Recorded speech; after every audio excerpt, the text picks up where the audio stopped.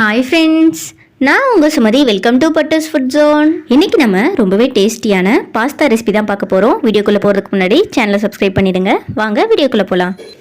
Pasta பண்ணுறதுக்கு first பாஸ்தாவை வேக வச்சுக்கலாம். இதுக்கு 3 கப் அளவு தண்ணி எடுத்துகிட்டு அதில் 2 டேபிள் ஸ்பூன் ஆயில், 1/2 ஸ்பூன் உப்பு சேர்த்துக்கலாம். 2 கப் பாஸ்தாவுக்கு 3.5 கப் தண்ணி எடுத்துக்கோங்க, கரெக்டாக இருக்கும். தண்ணி ஓரளவுக்கு ஹீட் ஆனதும் இதுக்குள்ளே நம்ம எடுத்து வச்சுருந்த பாஸ்தாவை உள்ளே சேர்த்துக்கலாம். இது ஸ்ப்ரிங் பாஸ்தா. உங்கள்கிட்ட என்ன வெரைட்டி கிடைக்குதோ அதை வச்சு கூட நீங்கள் இதே மாதிரி ட்ரை பண்ணலாம். பாஸ்தாவோட பேக்கெட்டில் என்ன டைமிங் கொடுத்துருக்காங்களோ அந்த டைமிங் வரைக்கும் வேக வச்சுக்கோங்க. எனக்கு 5 மினிட்ஸ் கொடுத்துருக்காங்க. நான் 5 மினிட்ஸ்க்கு வேக வச்சு எடுத்துக்கிறேன். 5 நிமிஷம் ஆகிடுச்சு பாருங்கள். இந்த அளவுக்கு நல்லா வெந்து வரணும். இப்போது இதை தண்ணியை ஃபில்டர் பண்ணிவிட்டு 2 டைம் நார்மல் வாட்டர் ஊற்றி இதை அலசி எடுத்துக்கலாம். அப்போ தான் அந்த குழகுழப்பு தன்மையெல்லாம் போயிட்டு பாஸ்தா உதிரியாக நமக்கு கிடைக்கும். இது இருக்கட்டும். இப்போ நம்ம பாஸ்தாக்கு தேவையான மசாலா ரெடி பண்ணிடலாம்.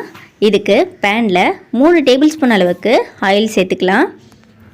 ஆயில் ஓரளவுக்கு ஹீட் ஆனதும் இது கூட நம்ம 3 முட்டையை உடச்சி சேர்த்துக்கலாம். நான் எடுத்த 2 கப் பாஸ்தாவுக்கு 3 முட்டை கரெக்டாக இருக்கும். உங்களுக்கு எக்ஸ்ட்ரா முட்டை தேவைப்பட்டால் கூட நீங்கள் சேர்த்துக்கோங்க. இந்த அளவுக்கு முட்டை நல்லா பொடி மாசாகி வந்ததும் இது கூட நம்ம 1/4 ஸ்பூன் அளவுக்கு சால்ட் சேர்த்துக்கலாம். இப்போ பொடி மாஸ் ரெடி ஆகிடுச்சு. இதை எடுத்து ஒரு ஓரம் வச்சிடலாம். அதே பேன்லேயே கூட 1 ஸ்பூன் ஆயில் சேர்த்துட்டு ஆயில் ஓரளவுக்கு ஹீட் ஆனதும் இது கூட 2 பெரிய வெங்காயம் கட் பண்ணி வச்சுருக்கேன். இது போல் நீட்டு வாக்கில் கட் பண்ணி சேர்த்துக்கோங்க. அப்போ தான் பாஸ்தாவுக்கு நல்லாயிருக்கும். வெங்காயம் ரொம்பவும் வதங்க வேண்டாம். லைட்டாக ஒரு கண்ணாடி பதம் வந்ததும் இது கூட நம்ம கட் பண்ண வெஜிடபிள்ஸ்லாம் சேர்த்துக்கலாம். உங்கள்கிட்ட என்ன வெஜிடபிள்ஸ் இருக்கோ அதை சேர்த்துக்கோங்க. நான் இன்றைக்கி கேரட், பீன்ஸ், ஸ்வீட் கார்ன் சேர்த்துருக்கேன். நீங்கள் இதுக்கு பதிலாக கேபேஜ் அப்புறம் கேப்சிகம் கூட சேர்த்துக்கலாம். ரொம்பவும் நல்லாயிருக்கும். நீங்கள் பாஸ்தாவுக்கு நூடுல்ஸ்க்கு எல்லாம் கேரட்டை இது போல் நீட்டு வாக்கில் கட் பண்ணி சேர்த்துக்கோங்க. அப்போ தான் ரொம்பவே சூப்பராக இருக்கும். இந்த காயெல்லாம் வதங்கிறதுக்காக இது கூட கொஞ்சமாக உப்பு சேர்த்துக்கலாம். ஒரு 1/2 ஸ்பூன் அளவுக்கு உப்பு சேர்த்திங்கன்னா கரெக்டாக இருக்கும். இப்போ இது எல்லாத்தையும் நல்லா மிக்ஸ் பண்ணிவிட்டு ஒரு 5 நிமிஷத்துக்கு மட்டும் இதை வேக வச்சு எடுத்துக்கலாம். காய் மொத்தமும் நல்லா வேக தேவையில்ல. ஒரு 1/2 வேக்காடு இருந்தால் கரெக்டாக இருக்கும். பாருங்கள், இந்த அளவுக்கு இருந்தால் கரெக்டாக இருக்கும். காயெல்லாம் ஓரளவுக்கு நல்லா வதங்கி வந்துடுச்சு. இப்போ இது கூட நம்ம மசாலா பொருளெல்லாம் சேர்த்துடலாம்.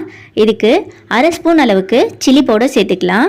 கூடவே 1/4 ஸ்பூன் மஞ்சள் தூள் சேர்த்துட்டு 1/4 ஸ்பூன் சோம்பு பொடி, 1/4 ஸ்பூன் பெருங்காயத்தூள் சேர்த்துக்கலாம். கூடவே ஒரு 1/4 ஸ்பூன் அளவுக்கு கரம் மசாலா சேர்த்துக்கலாம். இப்போ இந்த மசாலாவோட பச்சை வாசனை போகிற அளவுக்கு நம்ம மிக்ஸ் பண்ணி விட்டுடலாம்.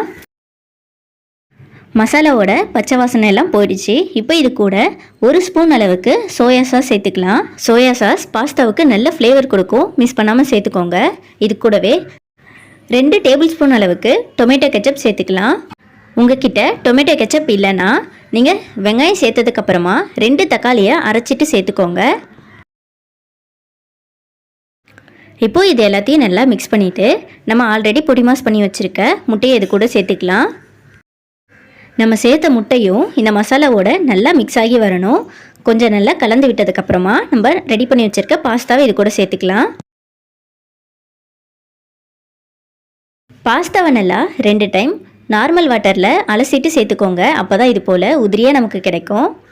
நம்ம ஆல்ரெடியே பாஸ்தாவுக்கு தனியாக, முட்டைக்கு தனியாக, வெஜிடபிள்ஸுக்கு தனியாக உப்பு சேர்த்துருக்கோம். அதனால் இந்த டைமில் உப்பு எதுவும் சேர்க்க வேண்டாம். ஒரு 2 நிமிஷத்துக்கு நல்லா கலந்து விடுங்க. இப்போ கடைசியாக இது கூட 1/2 ஸ்பூன் அளவுக்கு மிளகு சேர்த்துக்கலாம். மிளகு பவுடராக சேர்க்கறதுக்கு பதிலாக இது போல் தட்டி சேர்க்கும்போது பாஸ்தாவுக்கு நல்ல ஃப்ளேவர் கொடுக்கும். கூடவே ஒரு கைப்பிடி அளவுக்கு கட் பண்ண கொத்தமல்லி தூவிடலாம். அவ்வளோதான், சுட சுட ரொம்பவே சூப்பரான பாஸ்தா ரெடி ஆயிடுச்சு. ரொம்பவே சூப்பரான ஹெல்த்தியான பாஸ்தா ரெடி. குழந்தைங்களுக்கெல்லாம் நிறைய வெஜிடபிள் சேர்த்து இது போல் பாஸ்தா ரெடி பண்ணி கொடுங்க. ரொம்பவே விரும்பி சாப்பிடுவாங்க. நீங்களும் இதே போல் இதே அளவுகளோடு செஞ்சு பார்த்துட்டு மறக்காமல் எப்படி வந்திருக்குன்னு கமெண்ட்டில் சொல்லுங்கள். வீடியோ பிடிச்சிருந்தா லைக் பண்ணிவிட்டு உங்கள் ஃப்ரெண்ட்ஸ் அண்ட் ஃபேமிலிக்கும் இந்த வீடியோவை ஷேர் பண்ணிவிடுங்க.